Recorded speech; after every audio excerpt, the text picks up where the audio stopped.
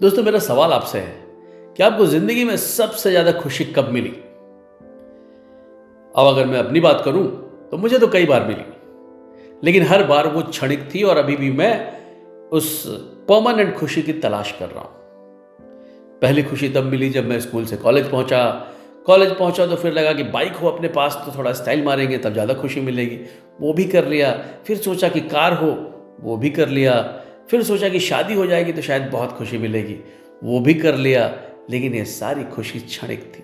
अभी भी इस बात की तलाश है कि वो परमानेंट खुशी किस काम को करने में मिलती है और कैसे मिलेगी।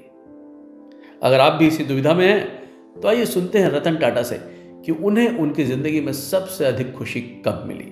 और जब कोई बहुत बड़ा आदमी जिसने अपने लाइफ में सब कुछ अचीव किया हो वो बात करता है तो इस बात को ध्यान से सुनना चाहिए, इसलिए इस वीडियो को अंत तक जरूर देखिएगा।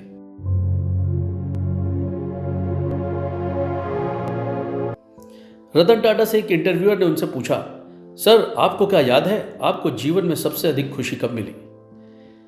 रतन टाटा ने कहा, मैं जीवन में खुशी के 4 चरणों से गुजरा हूं और आखिरकार मुझे सच्चे सुख का अर्थ समझ में आया। पहला चरण, धन और साधन संचय करना, लेकिन इस स्तर पर मुझे वह सुख नहीं मिला जो मैं चाहता था। दोस्तों, हम सभी तो धन और साधन संचय करने के पीछे ही भाग रहे हैं, लेकिन याद रखिए ये खुशी क्षणिक होती है।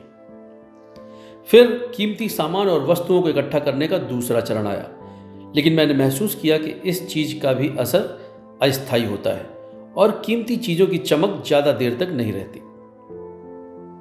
फिर आया बड़ा प्रोजेक्ट मिलने का तीसरा चरण। वह तब था जब भारत और अफ्रीका में डीजल की आपूर्ति का 95% मेरे पास था। मैं भारत और एशिया में सबसे बड़ा इस्पात कारखाने का मालिक भी था, लेकिन यहां भी मुझे वो खुशी नहीं मिली जिसकी मैंने कल्पना की थी। यानी जब उन्होंने अपनी सबसे बड़ी अचीवमेंट हासिल की, सक्सेस अचीव की, तब भी उन्हें वो जो खुशी मिली वो क्षणिक थी, वो स्थायी नहीं थी। फिर वो कहते हैं, चौथा चरण वह समय था जब मेरे एक मित्र ने मुझे कुछ विकलांग बच्चों के लिए व्हील चेयर खरीदने के लिए कहा। लगभग 200 बच्चे थे। दोस्त के कहने पर मैंने तुरंत व्हील चेयर खरीद ली, लेकिन दोस्त ने जिद की कि मैं उसके साथ जाऊं और बच्चों को व्हील चेयर भेंट करूं। दोस्त के कहने पर मैं तैयार होकर उसके साथ चल दिया। वहां मैंने बहुत सारे पात्र बच्चों को अपने हाथों से व्हील चेयर दी। मैंने उन बच्चों के चेहरों पर खुशी की अजीब सी चमक देखी। मैंने उन सभी को व्हील चेयर पर बैठे, घूमते और मस्ती करते देखा। यह ऐसा ही था जैसे वे किसी पिकनिक स्पॉट पर पहुंच गए हों जहां वे बड़ा उपहार जीतकर शेयर कर रहे हों। मुझे उस दिन अपने अंदर असली खुशी महसूस हुई। लेकिन जब मैं वहां से वापस जाने को हुआ तो उन बच्चों में से किसी एक ने मेरी टांग पकड़ ली। मैंने धीरे से अपने पैर को छुड़ाने की कोशिश की, लेकिन बच्चे ने मुझे नहीं छोड़ा और उसने मेरे चेहरे को देखा और मेरे पैरों को और जोर से पकड़ लिया और कसकर पकड़ लिया। मैं समझ नहीं पाया। मैं झुक गया और मैंने बच्चे से पूछा, क्या तुम्हें कुछ और चाहिए बेटा? लेकिन उस बच्चे ने मुझे जो जवाब दिया उसने न केवल मुझे झकझोर दिया बल्कि जीवन के प्रति मेरे दृष्टिकोण को भी पूरी तरह से बदल दिया।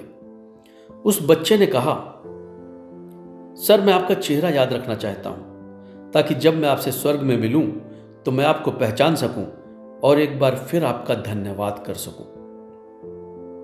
साथियों, रतन टाटा की इस स्टोरी से मुझे तो जीवन का मर्म समझ में आ गया। असली खुशी तभी मिलती है जब आप दूसरों की मदद करते हो, दूसरों की सहायता करते हो, जरूरतमंदों की सहायता करते हो। और दोस्तों, जिंदगी होनी भी ऐसी चाहिए।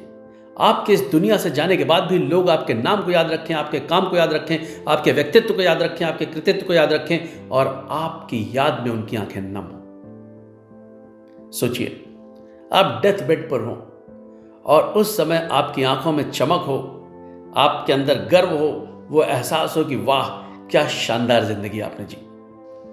यही जिंदगी का असली सुख है, यही जिंदगी की असली जमा पूंजी है। तो दोस्तों, आपको ये वीडियो कैसा लगा नीचे कमेंट बॉक्स में जरूर लिखिएगा। रिबूटिंग माइंड्स के माध्यम से मेरा यही प्रयास है कि मैं आपके बेस्ट वर्जन को दुनिया के सामने ला सकूं। मेरे इस मिशन को सफल बनाने के लिए इस वीडियो को अधिक से अधिक लाइक और शेयर करें। Thank you very much for watching this video.